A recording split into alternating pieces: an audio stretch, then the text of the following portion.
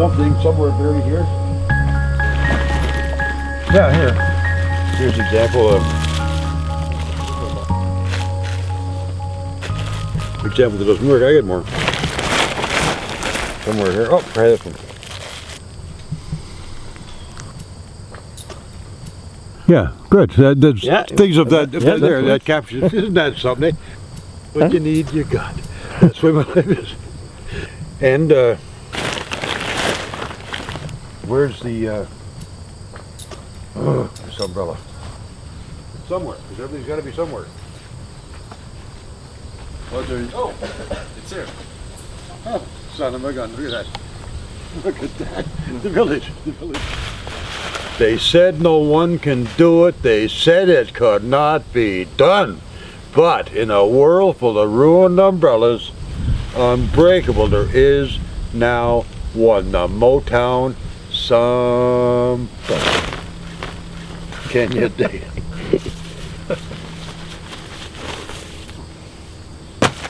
Capitaine Canuck, c'est le premier ami qu'on s'est fait à Détroit. À part lui, la rue était déserte. Faut dire que le quartier a pas mal changé depuis quelques temps. At one time, this was one of the strongest cities in the world in the 70s and 80s. We had the strongest middle class in the world. So there's all these empty homes you see all around us. My street is completely rural, you know? I don't fear for my job anymore because so many people stepped in to try to save the city. I think, why did you guys have interest in coming here? You guys heard of, things are getting better. Have you heard that? Non, on n'a pas entendu ça. En fait, quand on entend parler de Détroit ces dernières années, les mots qui nous reviennent tous, c'est ruine, faillite, chômage, criminalité. Mais aussi que quand même, au milieu de tout ça, il y a quelque chose qui pousse. C'est pour ça qu'on est allé faire un tour à Détroit d'ailleurs.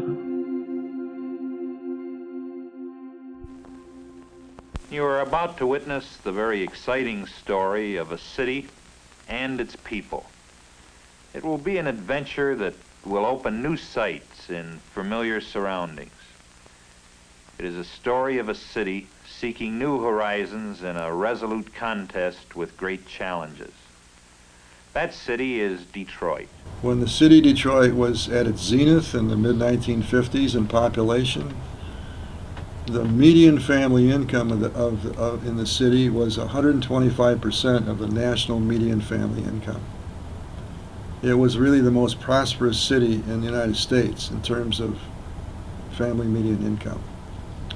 Today it has less than 700,000, and the median family income is closer to 50% of the national median family income. And so they started building the auto plants out in rural areas that ring the city, and the people left to live close to where they worked, and so the city started to depopulate. If you reduce the economic activity by 75%, you would expect that this built environment would collapse, which is exactly what's happened. And then in the late 70s, early 80s, when robotics came in, a robot does the same job as 10 people, and so the auto plants really started to not be the place to work, and a lot of the auto plants that were left in the city and the part suppliers closed down. When there's no work, people leave and they go find a job. This renaissance, seen everywhere, is the direct result of considered planning. The applied skills of planners, idea men, organizers, builders, Detroiters who welcome and respond to challenges. Today they are charting new courses, taking new action, creating a new concept of urban efficiency. So the story with regard to the downtown and midtown area, East Riverfront, is a very positive one. The future looks bright. Now, as I said, that's variously estimated at 7.5 to 10 square miles. The city is almost 140 square miles. So in round numbers, there are 130 square miles that story does not apply to. 30 square miles that have been able to maintain themselves, and they're essentially housing stock and general neighborhood environment. Except for those, every neighborhood has been in decline. This concept of a finer Detroit takes bold new form. Designing skill blends with imagination and experience.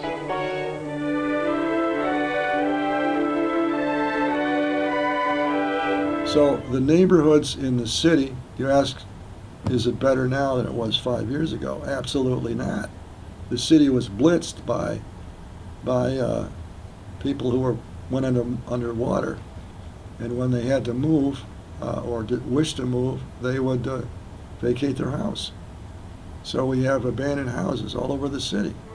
Whether you come to live, to work, to visit, to attend a convention, to establish a business, to build things, Detroit is unsurpassed for opportunity and growth.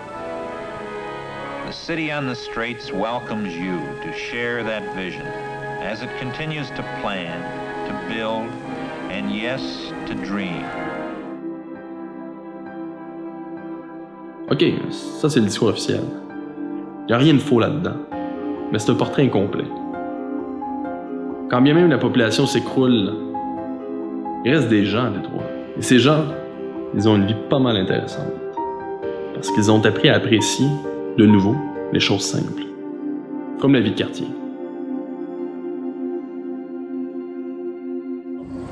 It's kind of been, a constant, build-up. So there wasn't like maybe a initial point of birth, but just kind of evolving over time. Dr. Bob started his cafe down the road about maybe 8 years ago, and so he was the first kind of anchor here, I guess. And it's really beautiful what's going on here, because it is a community healing. It's a real organic unfolding. It's the community that's doing it. Yes, I'm kind of a focal point where I have access and I have a little bit of money where I can help people with water, and I'm glad to do that. I'm really grateful to be in a giving position rather than have to be in the asking position. There's not enough people necessarily to like have designated roles, so it's not that large. So there definitely is a lot of multitasking, and pretty much you have to, kind of do a little bit of everything, essentially. Okay. So it's going on in a garage back there. We're moving some bikes over and getting things organized. Cool. So we'll mobilize more people around the neighborhood. Like you guys said, in your neighborhood, you don't really even know your neighbors. I mean, I can talk to all the crack addicts around here, and this hooker you guys hooked up. You talked. She's a normal, good person, but just like I said, like lot of stories. Kids who are abandoned, kids who are brought up with crack dads and crack. It's like this is we're intrinsic in our society. I've lived in this neighborhood personally for a year. I've been coming here for 12 years because Dr. Bob's lived in this neighborhood, and I've been helping out with the houses, putting windows in. We build wood burners for people to keep them warm. Help board up houses. We get blankets and clothing, food donations. We help people survive that the government have forgot about, and society has forgotten about. People that would be homeless.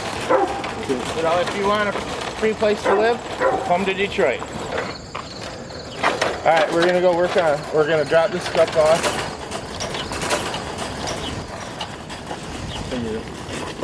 I got a whole bag full of vegetables to make salad.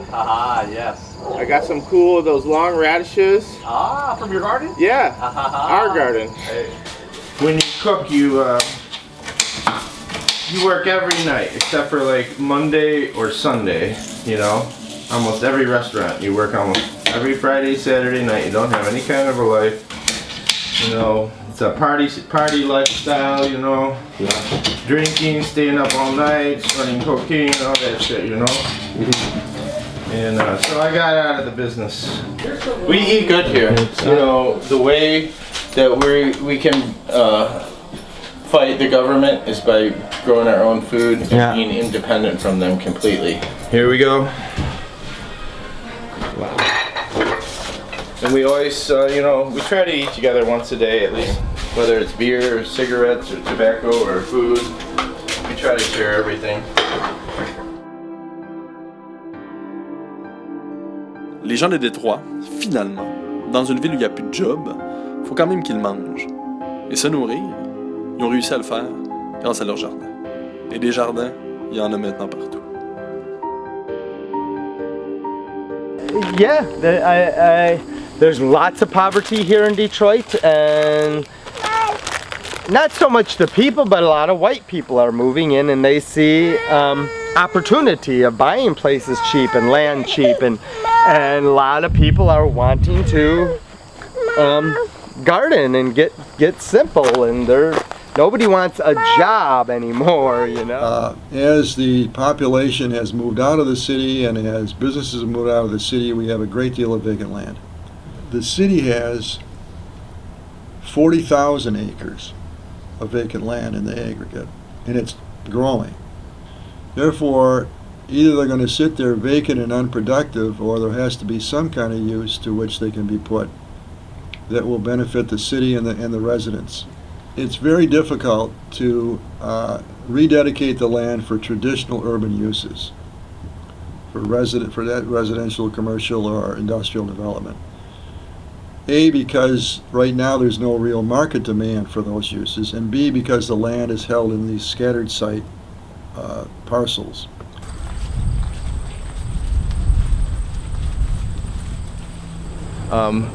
This farm here I was going to leave this neighborhood because when I first came here it was very chaotic. There was a lot of fighting and just like people stealing stuff, and when I came here and I saw this place, I started crying, and it inspired me to stay here. They got these beautiful fruit trees I was saying that are planted all along here, and just the inspired me. This is exactly how I would want my farm to be, and it was just an inspiration for me to stay here and work things out and just work through the negativity and just keep pushing through.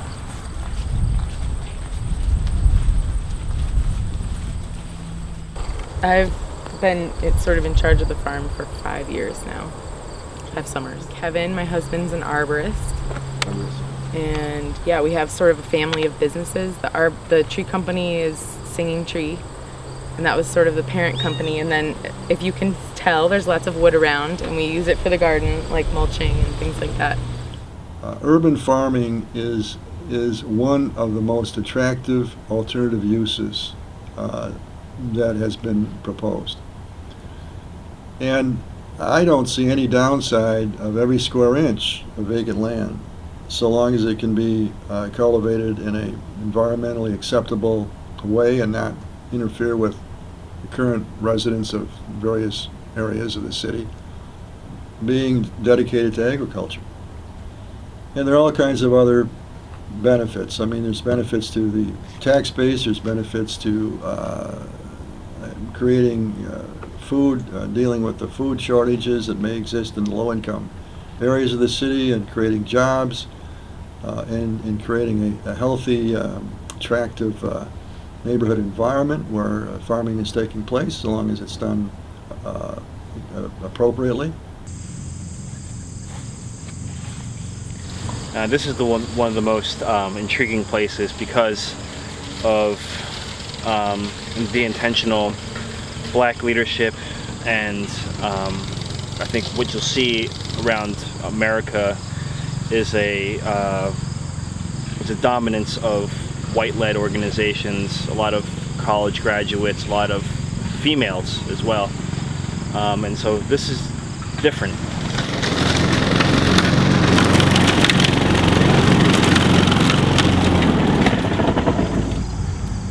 D-Town Farm is one of the projects of the Detroit Black Community Food Security Network, and it's a 7-acre farm where we grow about 37 different crops. We use organic methods, and really the most important thing is not even the crops that are being grown, but it's kind of the consciousness that's being grown in Detroit's African American community about farming.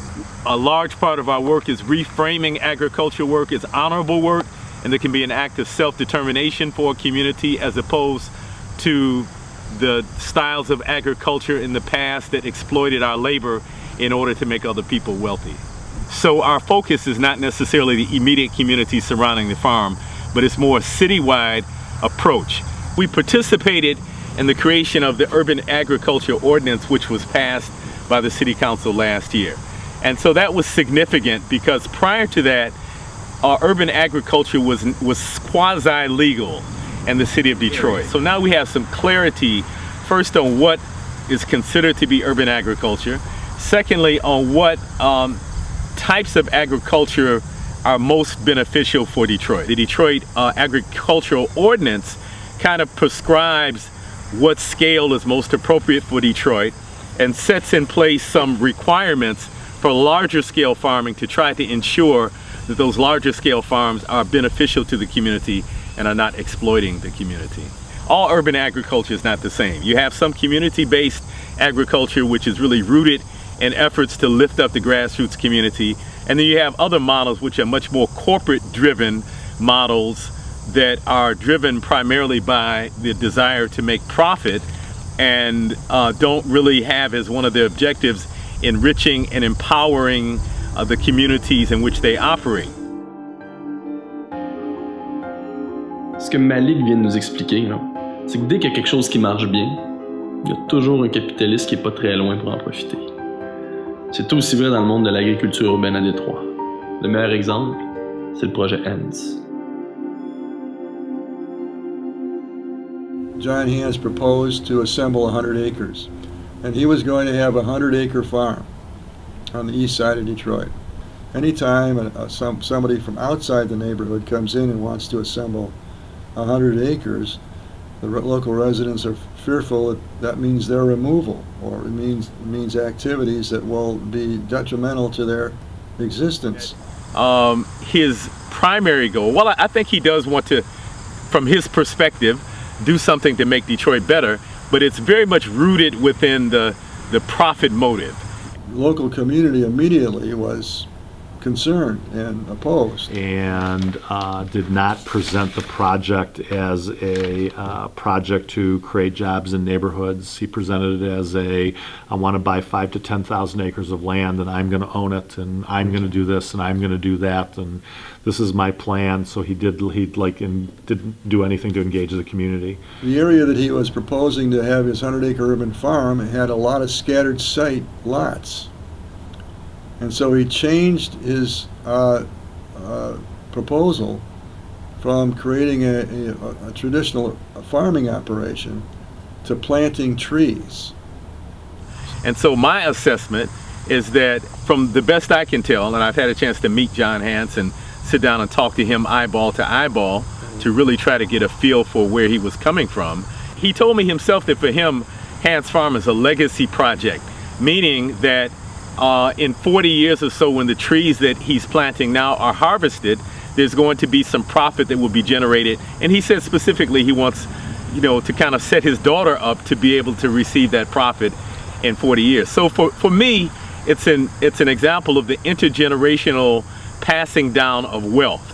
I also think that the Hans Project is dangerous because it sets a dangerous precedent for the city to sell a huge amount of publicly owned land to one wealthy white man. And we intentionally use that phrase, wealthy white man, because it hits on the three main ways in which oppression manifests: class, race, and gender. And so we are against any policy that continues the legacy of the accumulation of land and the accumulation of wealth in the hands of wealthy white men. We are much more in favor of policies that enable the majority of people to benefit from publicly owned land. And so, again, we think it's a dangerous precedent, and that by selling this huge amount of land to John Hans, there will be others who will also line up. And because Detroit has this huge amount of land, in fact, almost 1/3 of the footprint of the city is vacant land, because of that, there will be other corporations that will move in and see how they can benefit. And the ironic thing about it is that from our perspective, Hans and others who see the potential benefit in urban agriculture see that benefit because of the hard work that has been done by the grassroots community. Vous venez de le voir, les fermes N ne sont pas abouties. trop grosse et le projet trop arrogant. Ça n'empêche pas qu'il y a un autre gros projet d'envergure à Détroit. La personne qui est derrière ça a bien appris les erreurs de Hans. We want to process a lot of food. So we're going to grow enough to process food, but this is our pilot project, so this is our first attempt at growing. The folks with Recovery Park, Gary Wozniak, proposes to assemble a large area of land. I believe it's in the range of 100 acres, and there's a lot of vacant land available to begin with. And then in year 5, we'll be at full capacity. So we'll have 10 acres of hydroponic, we'll have 3 acres of the high tunnel, we'll have 10 acres of field crop growing, we'll have the water, the hops, and that'll be about 1,200 jobs. And there have been almost nobody that's been able to assemble a large tract of land, which Recovery Park is attempting to do. 13 weeks ago, this was the parking lot. Put the structure up over a weekend. Took a couple of weeks to allow people from that needed some training and some job service training on building the beds and filling them with a layer of pea gravel, agri-fabric, and then a plant-based compost on top. Got to planting. Been selling out of here for about 8 weeks now. Our market is that we're using restaurants, but a big difference with us is we don't just like grow what we want to grow, we grow what the chefs want us to grow. So the conversation with them is always, what are you guys looking for? What, I think a lot of chefs want to support local growers, but you can't just go in there and be like, okay, this is what I have. You actually have to grow something that is a little bit what they want. One of the difficulties in getting started is that whole dynamic of getting started, needing funding, and finding a first customer. The money comes behind being able to prove what you can deliver, which typically is, well, do you have any purchase orders? Is somebody saying that they'll buy it?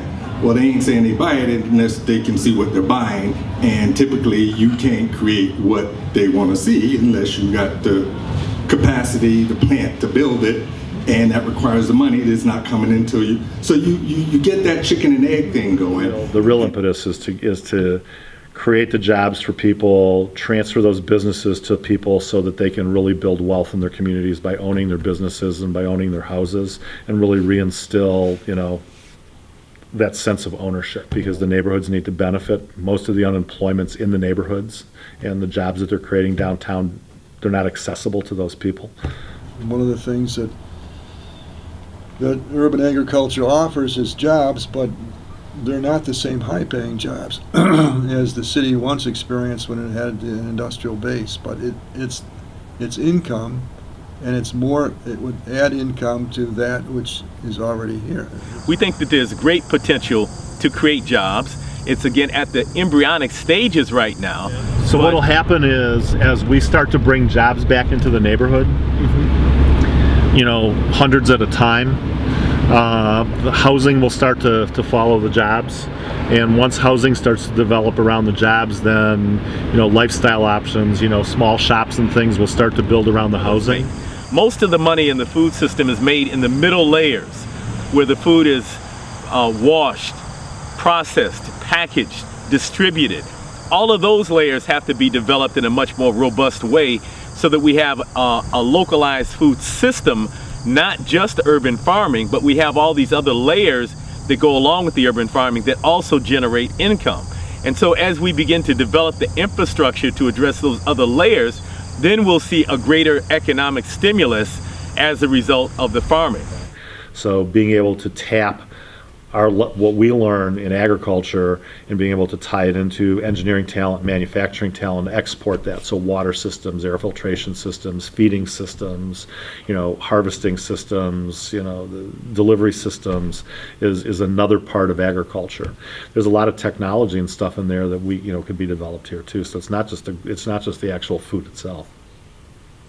But also we need to raise the consciousness of the people of the city of Detroit so that we can collectively see the role that urban agriculture can play in stimulating the economy. Alors, peut-on dire que l'agriculture urbaine peut représenter une alternative économique viable pour une ville comme Détroit? Une ville qui, on le sait, a toujours tourné à 100 000 à l'heure alentour de l'automobile. So, if your goal is to introduce people to gardening and locally grown food, then there's a huge opportunity for, small scale agriculture in just about every community in the world, right? Neighborhood stuff, corner yard stuff. If your goal is to do supplemental income, like the small farm that I showed you that's doing the organic stuff, the neat little one, if you're supplementing your income for your family and introducing, a higher quality product in the marketplace, then there's room for that. Some of the farms like D-Town, they're an education model. They're a food distribution model, plant distribution model. They do sell some of the stuff that they grow, but most of it's geared around, teaching people how to farm and giving them skill sets so they can go do it on their own. There's a need for that also. We just picked, this started to create jobs for people coming out of substance abuse treatment programs. So it has to stay focused on, on a triple bottom line, but money is the most important thing. You can't have mission without money, and always going after grant money is not financially sustainable. I mean, at some point, the foundations are gonna say enough's enough. Urban farmers need to stand on their own, and a lot of the urban farmers are going to go out of business. Large farms are part of the solution. There won't be many more in the near future until somebody else like Gary Wozniak or John Hines attempts to assemble land.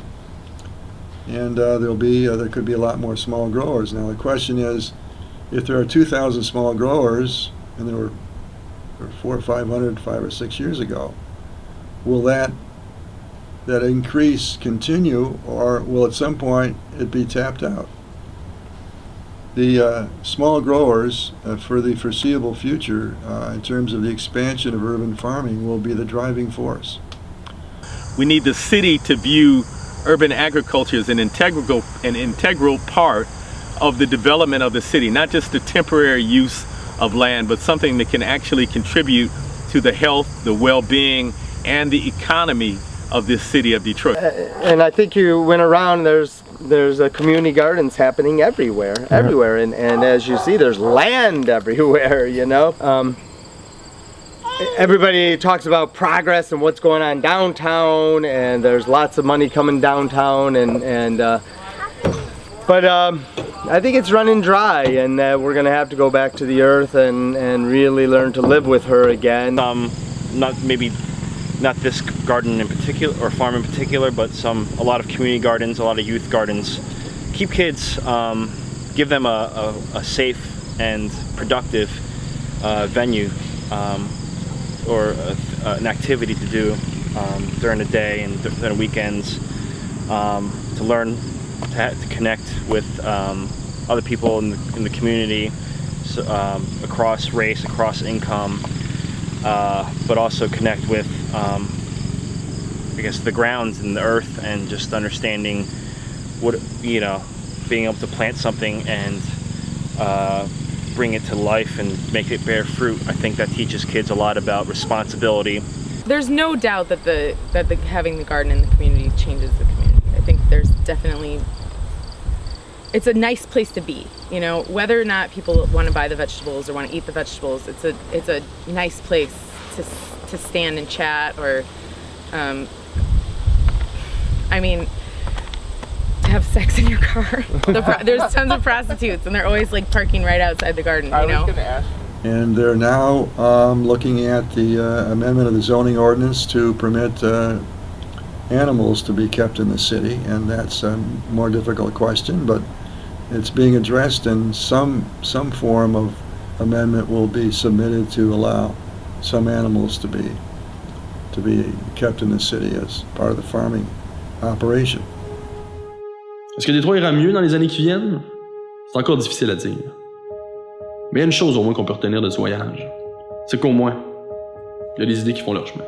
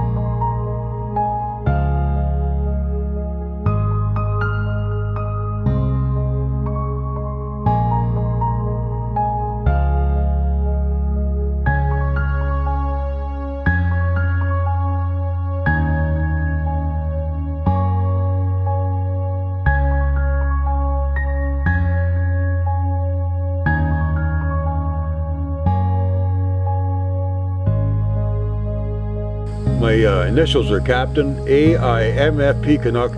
Anything is motherfucking possible Canuck. Or mighty fine, or Mama's fudge, or whatever you want to use for MF, but I call it motherfucking fine possible. Yeah, because it is. Anything is mofo possible.